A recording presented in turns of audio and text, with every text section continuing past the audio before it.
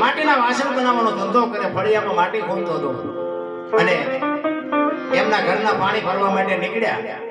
છોકરા ત્યાં હોવડાય. એમના ઘરના કહે છે તમે ભજન ગાતા ગાતા ક્યાંય ઘોહણીઓ ન વાળતા, છોકરાનું ધ્યાન રાખજો, હું પાણી ભરવા જાઉં છું. ભગતના ભયનામ બહુ ઠેકાણું ન હોય અને બેન ભક્તિ કરતા હોય ભયમાં ઠેકાણું ન હોય, એટલે નથી મેળ પડતો આપણો.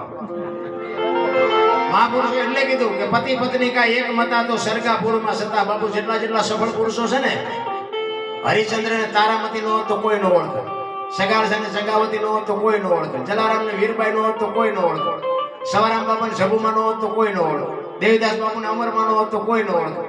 એક એક સફળ પુરુષ ની વાય બાપુ એક એક શક્તિ નો હાથ છે. આપણું બહેરું ઘરે સારું હોય ને તો જીવવાની મજા આવે, બાકી જીવે બધા પણ કેટલાય કપાડે જીવે છે. આ તમે અમને આમ હાથની હથેળીમાં રાખો અને તમે એમ આવ્યો હોય પછી